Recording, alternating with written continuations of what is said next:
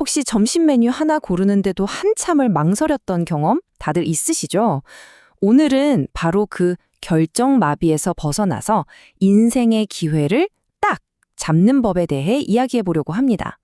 최훈 작가의 책 선택과 결정은 타이밍이다를 바탕으로 한번 제대로 들여다볼게요. 이 책은요, 선택 앞에서 늘 주저하고 망설였던 바로 우리 모두를 위한 아주 따뜻한 안내서라고 할 수 있어요. 어떻게 하면 그 망설임의 순간을 최고의 기회로 바꿀 수 있는지 그 비결을 알려주거든요. 아, 짜장면이냐 짬뽕이냐. 이거 진짜 인생 최대의 난제 중 하나 아닌가요? 이렇게 점심 메뉴 고르는 사소한 일부터 인생의 중대한 결정까지 우리는 정말 간단한 선택 앞에서도 갑자기 얼어붙는 그런 순간들을 경험하곤 하죠. 아니 도대체 왜 이러는 걸까요? 이 망설임의 근본적인 원인은 뭘까요? 그건 바로 이거 혹시 잘못된 선택이면 어떡하지? 라는 두려움 때문에 생각이 딱 멈춰버리는 상태. 이걸 바로 결정마비라고 부릅니다.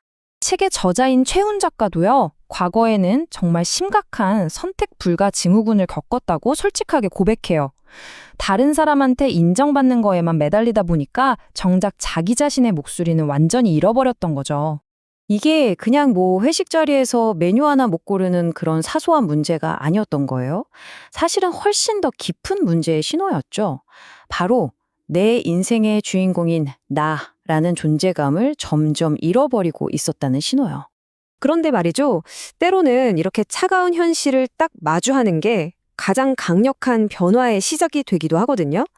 저자에게는 상사가 던진 냉정한 한마디가 바로 그런 순간이었습니다. 속으로는 정말 하고 싶은 프로젝트가 있었는데 혹시나 내가 자격이 안 되나?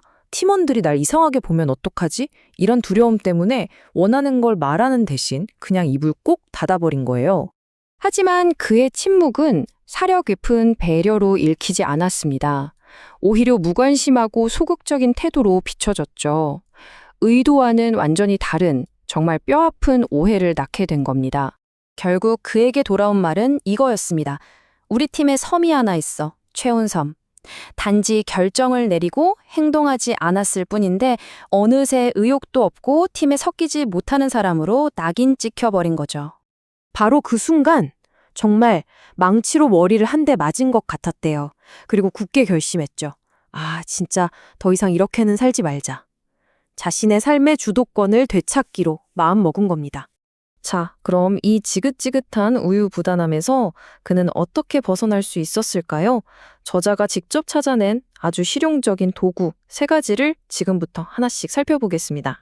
첫 번째 도구는 바로 머릿속 원숭이를 다스리는 거예요. 우리 머릿속에 끊임없이 제잘되는 원숭이 한 마리가 살고 있대요. 야, 그거 하지 마. 넌 못해. 실패하면 어떡해. 이렇게 계속 태클을 거는 내면의 목소리 말이죠. 저자는 이 원숭이를 아예 없앨 수는 없다고 말해요. 하지만 길들일 수는 있다는 거죠. 방법은 간단합니다. 먼저 또 거기 있구나 하고 그냥 그 존재를 인정해 주는 거예요.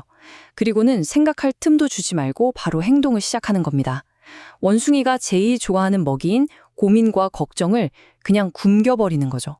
자, 두 번째 도구는요, 바로 완벽주의의 덫에서 빠져나오는 겁니다. 이거 우리 진짜 많이들 빠지는 덫이잖아요. 존재하지도 않는 완벽한 선택을 기다리느라 아무 결정도 못 내리는 거예요.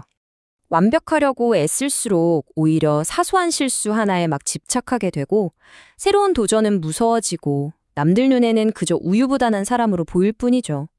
결국 남는 건 끝없는 자책뿐이에요.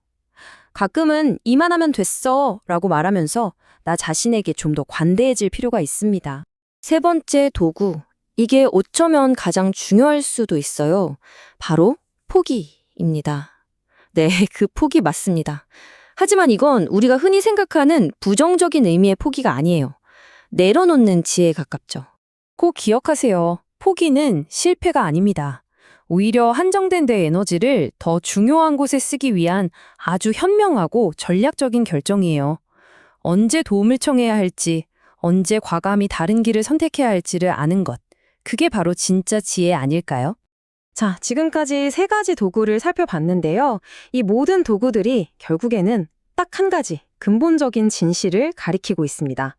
여러분, 우리가 하루에 몇 번이나 결정을 내리는지 아세요? 컬럼비아 대학의 한 연구에 따르면 무려 평균 70번이라고 합니다. 놀랍지 않나요? 우리 삶 자체가 그냥 결정의 연속인 셈이죠. 우리는 모든 결과를 완벽하게 예측하려고 하다가 결국 아무것도 시작하지 못할 때가 많잖아요. 근데 인기 드라마 쌈마이웨이의 이 대사처럼 때로는 확실성보다는 그냥 한번 저질러보는 용기가 더 중요할 때가 있습니다. 결국 가장 중요한 핵심은 바로 이겁니다. 머릿속으로 아무리 시뮬레이션을 돌려봐도 그 결정이 옳은지 그른지는 절대 알 수 없다는 거. 진짜 답은 오직 행동 그 자체에만 존재합니다. 마치 나이키의 유명한 슬로건처럼요. Just do it. 그냥 해보는 것. 어쩌면 이게 가장 심오하고 강력한 전략일지도 모릅니다. 여러분의 경험의 힘을 한번 믿어보세요. 자, 이제 여러분의 차례입니다. 그동안 계속 망설이기만 했던 수많은 선택들 중에서 바로 오늘 행동으로 옮겨볼 단 한 가지는 무엇인가요? 이 설명이 끝나고 바로 한번 시작해 보시는 건 어떨까요?